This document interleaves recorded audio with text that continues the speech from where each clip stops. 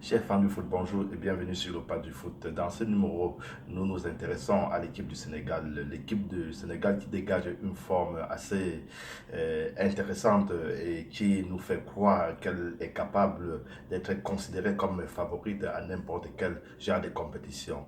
C'est pour cette raison que nous essayons d'analyser le développement de cette équipe match après match afin de pouvoir déceler ses forces et ses faiblesses. Et car notre but est aussi d'aider non seulement les fans de comprendre mieux le foot, de comprendre la tactique dans le foot, mais aussi de permettre aussi à l'équipe, peut-être au staff, de comprendre sur quel point encore travailler mieux afin de pouvoir atteindre les grands objectifs tant attendus par toutes le continent africain. Alors, le match contre le Sud-Soudan, c'était une occasion pour l'entraîneur du Sénégal de nous présenter davantage ce qu'il a, puisque les mois passés, on a pu voir des belles choses, surtout la victoire contre l'Angleterre en match amical. Et nous aimerions encore voir autre chose que les attaques rapides qu'ils avaient utilisées lors de ces matchs. Et après ce match, j'avais fait dans mon analyse, j'attendais du Sénégal le comportement contre une équipe qui joue en bloc bas. Donc, comment secouer ce genre d'équipe, comment trouver la faille afin d'être imprévisible, afin d'avoir plus d'options dans la phase offensive. Le Sénégal qui apporte ce match dans un système de 4-2-3-1 avec Jackson en pointe et derrière lui sont Sadio Mané, Ismaïla Sarr et Inan Ndiaye en meneur de jeu. Et la première mi-temps, c'est presque à sens unique.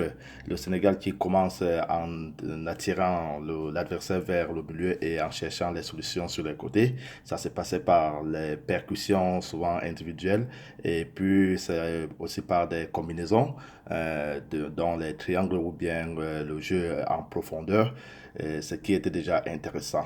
Et sur les ailes, on a vu vraiment pas mal de situations, que ce soit sur le côté droit et sur le côté gauche.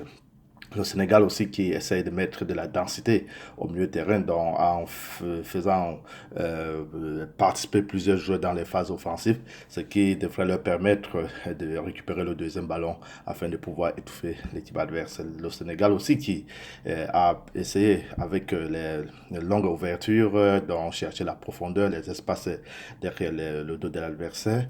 Et malheureusement, après pas mal d'occasions, pas mal de situations, ils n'ont pas pu trouver la faille ou un peu l'inquiétude de leur entraîneur. Et c'est après que la plus grande occasion survient sur un coup franc qui fait aussi partie des éléments qu'on aimerait voir dans les coups de pied arrêtés. Comment est-ce que l'équipe se comporte? Est-ce qu'elle est capable de marquer des buts?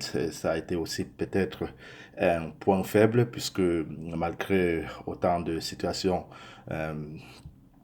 qu'ils ont eu, ils n'ont pas pu marquer de but. Et le premier but survient après une percussion, une action vraiment d'un autre niveau de Iliman Ndiaye qui déborde sur le côté, traite avec beaucoup de fermeté et trouve dans le centre et trouve Ismaïla Sarr qui déploie vraiment une palette tactique de la classe mondiale, puisque au départ de l'action, il est derrière l'adversaire et il essaie d'anticiper pour couper la trajectoire du ballon. Donc il a pu faire cela et ça s'est bien passé. Et très bien pour le Sénégal, 1-0. Et après, une autre variation, une autre qualité tactique dans le jeu sur les côtés, et là, une combinaison où le latéral de 3 est trouvé à air centré et il parvient à passer le ballon dans la surface et grâce à une faute de main, Sadio Mané se retrouve devant les buts vides, presque vides, malgré presque vides, et marque le 2-0. Et un peu, l'équipe sud-soudanaise est un peu dépassée, essaie un peu de jouer haut. Le Sénégal déploie encore une autre forme tactique en cherchant rapidement la profondeur. S'ils avaient commencé par la largeur, cette fois-ci c'est par la profondeur. Et Jackson qui ne parvient pas à cadrer le ballon. Encore l'excellent Ismaïla Sarr qui a suivi l'action, qui récupère le ballon et ajuster le gardien pour le 3 buts à 0. C'est ainsi que le Sénégal plie les débats. Et puis le 4 buts à 0, c'est sur un penalty de Jackson qui profite aussi pour faire aussi partie de la fête. Et le 5e but, c'est vraiment une autre idée tactique où l'équipe exerce le forechecking, donc c'est-à-dire étouffer l'adversaire dans sa construction de jeu, l'ouverture de jeu. Et les Soudanais perdent le ballon et le Sénégal récupère et c'est Diaye qui marque le but. Alors, on a pu voir aussi les lacunes du Sénégal. On a vu un pressing qui était souvent haut, mais pas assez organisé, où ils n'ont pas pu récupérer le ballon ou bien vraiment déranger le porteur du ballon. Cela a occasionné quelques situations qui auraient pu peut-être tourner mal si les Soudanais avaient été aussi avait été efficace devant les buts. Et nous voyons sur cette capture le pressing qui coupe un peu l'équipe en deux et cet espace n'est pas bon lors des grands matchs. Alors, qu'attendons-nous du Sénégal dans les matchs à venir, surtout le match de ce soir? C'est un match qui est toujours important puisqu'il va falloir le gagner afin de pouvoir se libérer de la pression de la RDC qui n'a rien lâché.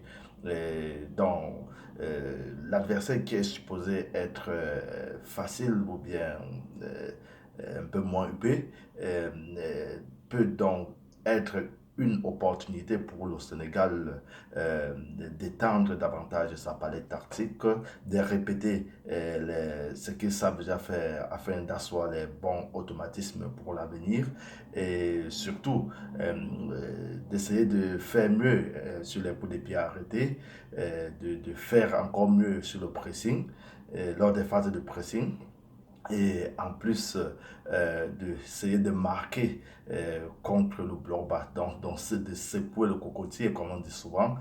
C'est possible, il faut juste il faut juste essayer et je crois que ça va venir. Donc les joueurs à suivre sont Iliman Ndiaye, l'excellent. Iliman Ndiaye qui fait des merveilles. Ismaël Yassa qui est vraiment un top player. Sadio Mané, n'en parlons plus, ainsi que Jackson, dont on attend un peu beaucoup plus de lui. Donc, s'il a l'occasion d'être titulaire ce soir, peut-être l'occasion pour lui de se montrer un peu plus. Sinon, Cheikh Pape Diaye est aussi une bonne option pour apporter un peu de la.